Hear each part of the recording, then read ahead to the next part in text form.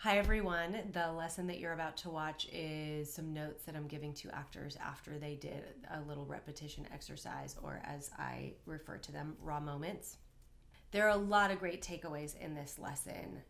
The repetition exercise or raw moments is so important for our instrument work, and I think that this lesson gives a lot of insight into our instrument because we're all human beings. We can all relate to all of these notes, so I think you'll find it very helpful. Just, I think that's so important to remember that how we fight reveals how we love in the same relationship that we do. It was really interesting. Like, as much as there was so much conflict between you guys, I also saw how much you cared about each other too. That's why it's painful, right? The worst thing is I don't care, because then nobody's fucking watching that channel if you don't care, right? So apathy doesn't, it's not interesting.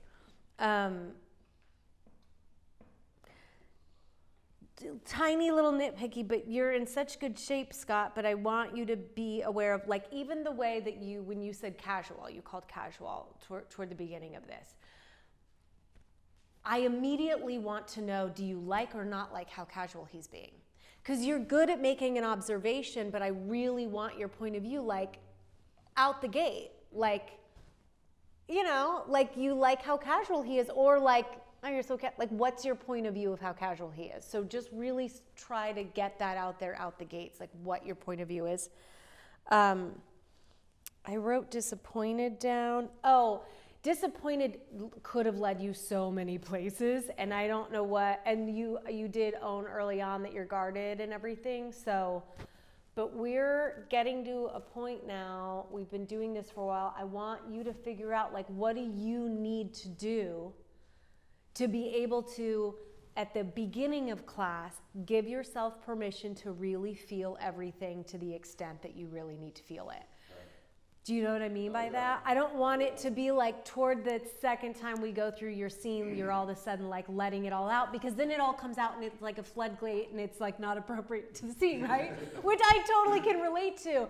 But you've been doing such good work exploring so many things. I just want you to get really, you have so much emotional life, William, and I know that you've just discovered it since you've been working with me. I mean, you know, and I love it, and you have a really lovely instrument. Like, you have very complicated emotional life. It's wonderful. It's wonderful for an actor. Like, I know it's painful as a human being. I know. But it's a really lovely thing because you have a lot of colors you can play with. It's just knowing what to do with them. And I feel like you're getting better and better, at least at like identifying it, knowing what it is, and that's all really great. But I want you to, there's little openings into like things that I feel you go, oh, and you just stay and disappointed because you don't want to open any of those doors. And I just want you to just see where something might lead you, right? You too. It's interesting because I know you in life, obviously.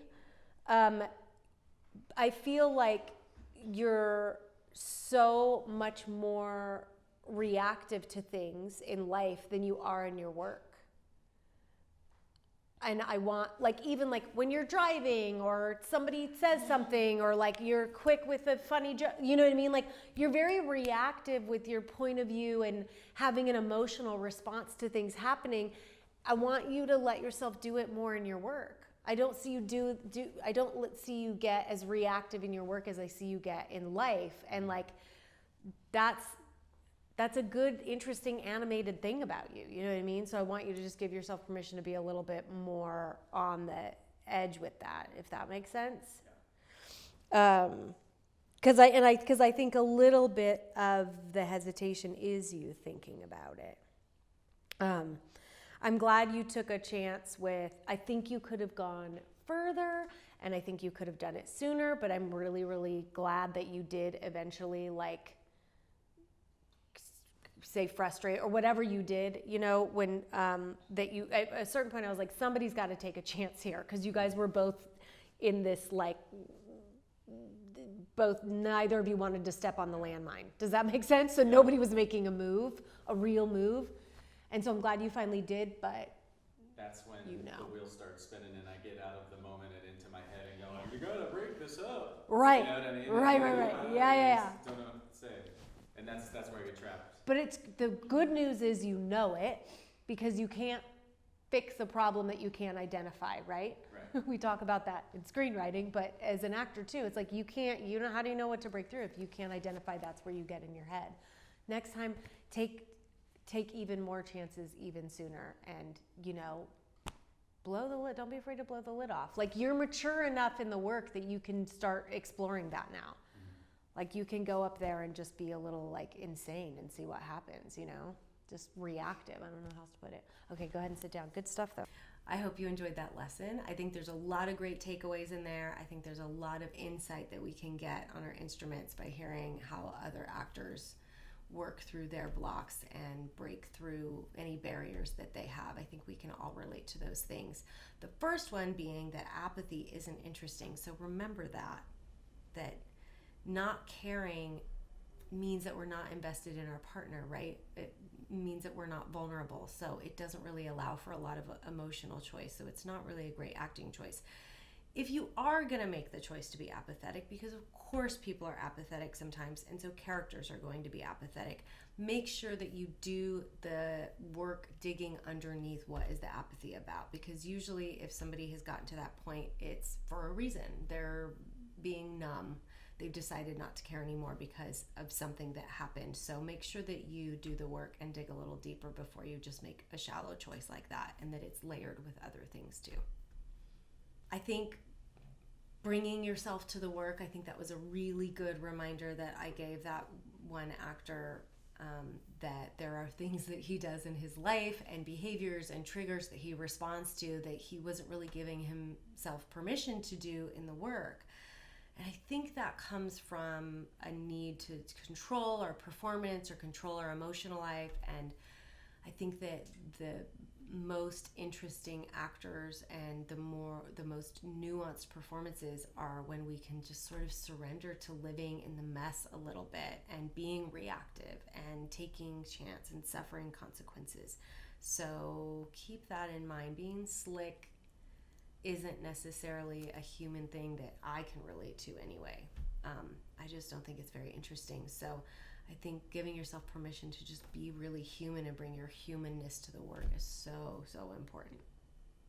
The other takeaways that I really like about this lesson are there's such good reminders about how important it is to have strong point of view.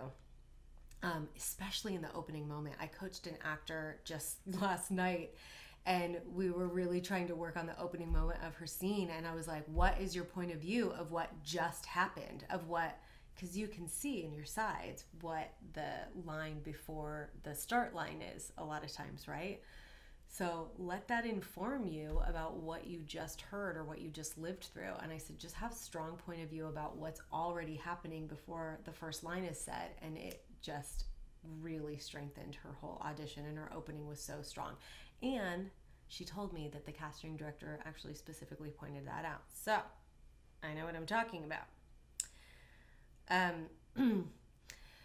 In general, I think the message that I really want to get across with this lesson is about giving yourself permission to feel, particularly men, before you go into acting class or before you're approaching material or doing anything with your instrument or artful. I think that it's really important to give yourself permission to feel, because we have to walk around the world behaving how humans are supposed to behave, and sometimes we don't get to express what's really going on with us. But in acting class, or however you're working on your craft, it's required of us to feel everything and take everything personal and be vulnerable. So I think it's really a good practice right before to just set an intention and give yourself permission to just let yourself feel and know that it's safe to do so.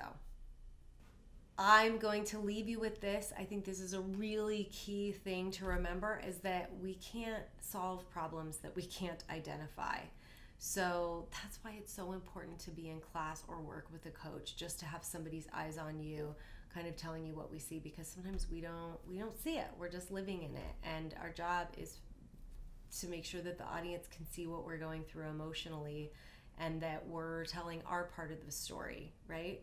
So that's why working with a teacher and coach is so important. I can't stress that enough. So if you're not in a class, I encourage you to get into a class. And if you don't have access to a class, yoga session.